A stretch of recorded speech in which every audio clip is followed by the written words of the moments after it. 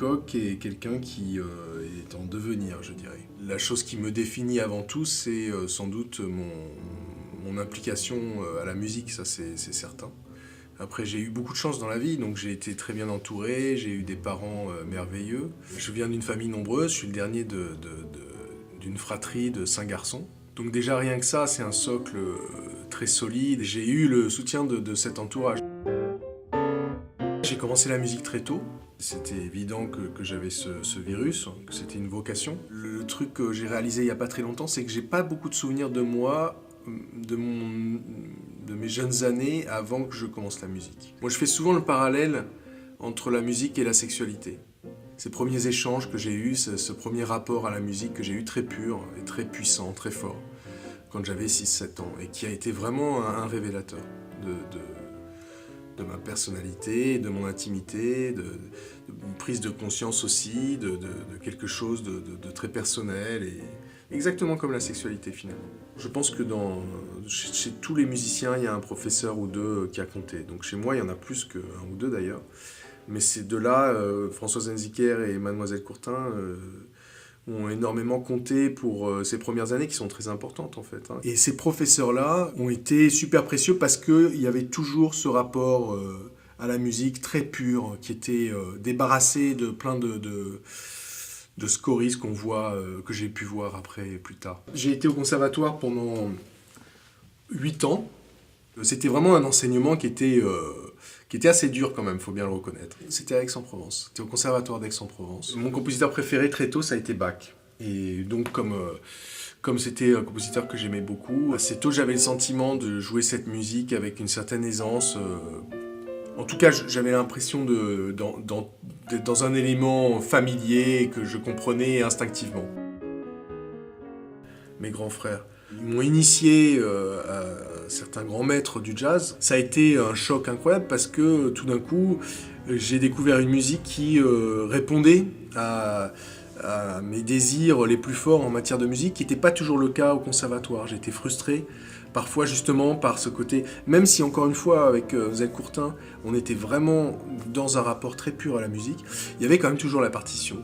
Mais il n'y avait pas cette dimension de prise de risque, d'improvisation, quoi. Et puis l'autre truc aussi, et ça c'est le problème des pianistes, c'est qu'il n'y avait pas d'expérience de jeu collectif. Avec le jazz, il y avait ce rapport de ce que les Américains appellent l'interplay, c'est-à-dire cette manière de jouer ensemble dans le moment présent et de réagir les uns et les autres en fonction de ce qui se passe. Quand on a soulevé le voile et que j'ai découvert que ça existait, ça a été un choc, une révélation et immédiatement un but à atteindre.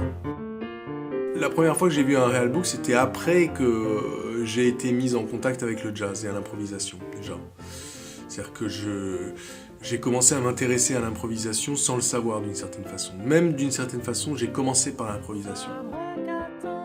Le regret que j'ai, c'est qu'on ne m'ait pas dit à 18 ans, va soit à New York ou à Boston, parce que tu vas y trouver un enseignement de meilleure qualité tout simplement. C'est-à-dire que moi quand je suis monté à Paris en 88, il y avait plusieurs écoles à l'époque déjà à Paris, mais il y en avait une qui était sans doute la plus connue, la plus fréquentée, qui était le CIM.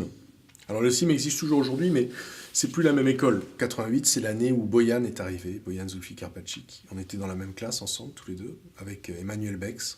Le CIM, c'était l'endroit où un groupe comme Sixon s'est formé, a été accompagné, et notamment par Alain Guérini. Et le CIM était vraiment le lieu de convergence de toute cette génération. Après, moi, je suis parti aux États-Unis en 94 pour étudier à New York. C'est vrai qu'après ce que j'ai vu là-bas et la manière dont on enseignait cette musique, et notamment les fondamentaux, comme on le dit dans le sport aussi, c'est-à-dire vraiment ce qu'on considère être indispensable d'acquérir, quelle que soit l'esthétique vers laquelle tu te diriges. Ces fondamentaux-là, je sais que je les aurais développés mieux et plus efficacement et plus rapidement si j'avais été aux États-Unis tout de suite. En 25 ans, la situation a considérablement évolué en Europe et particulièrement en France et notamment à Paris. Et aujourd'hui, il y a une jeune génération de musiciens qui a une approche d'une certaine façon plus américaine à la musique. Je crois pas au concept de jazz français. Ça, c'est un truc auquel j'accorde pas beaucoup de valeur. Je crois au jazz en France.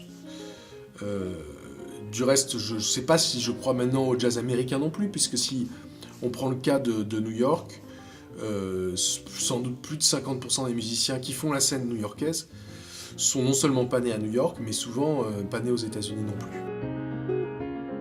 Si on se penche sur la programmation, aussi bien des radios que des festivals, on va voir qu'une partie importante de la production aujourd'hui n'y figure pas, ou alors à dose homéopathique. Trop souvent, avec les institutions, l'argent qui est donné à ce qu'ils considèrent eux comme le jazz est un argent qui va à des formes qui se veulent toujours radicales, qui se veulent toujours très contemporaines. C'est certain que la France reste un pays d'accueil pour cette musique et est vraiment favorable à son expansion. Paris, c'est un vrai vivier de musiciens qui viennent de partout et il se passe plein de choses, donc je m'y sens plutôt bien. J'aime moins New York que je l'ai aimé il y a 20 ans, ou 25 ans, ouais 20 ans, parce que c'est une ville qui a beaucoup changé, qui est devenue une espèce de vitrine pour milliardaires, et où là, en l'occurrence, c'est vraiment très défavorable pour les musiciens. C'est difficile de ne pas faire le constat que ce qui est défavorable aux musiciens est favorable à la musique. Ça, c'est un peu une chose que je constate depuis que je fais ce métier, mais qu'on peut voir aussi dans l'histoire de cette musique.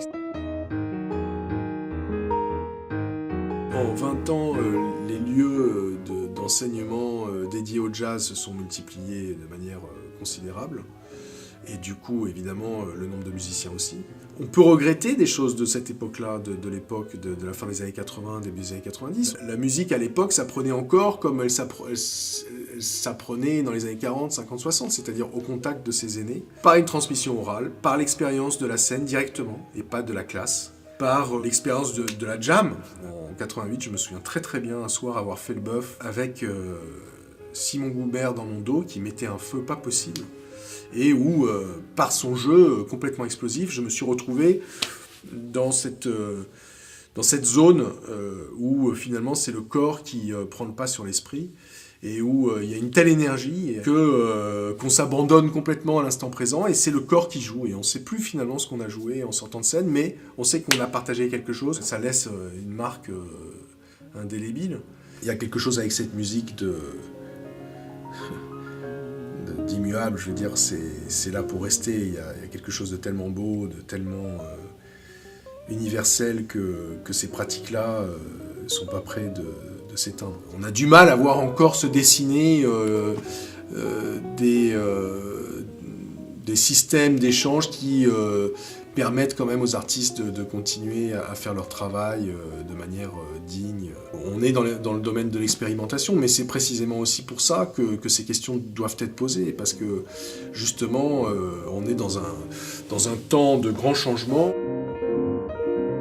Moi, c'est une chose que j'adore faire, enseigner, de plus en plus en fait, parce que j'ai l'impression de le faire mieux qu'avant, de m'améliorer et d'être un peu plus efficace.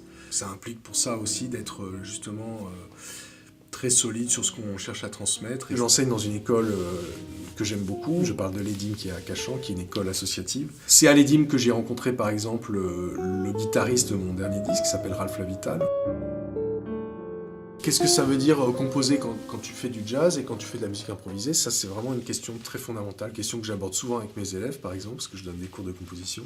Il y a un équilibre, il me semble, à trouver pour que ça reste du jazz. Mais quand je dis ça, finalement, ça implique qu'on définisse ce qu'on entend par jazz. Et là, c'est très très compliqué.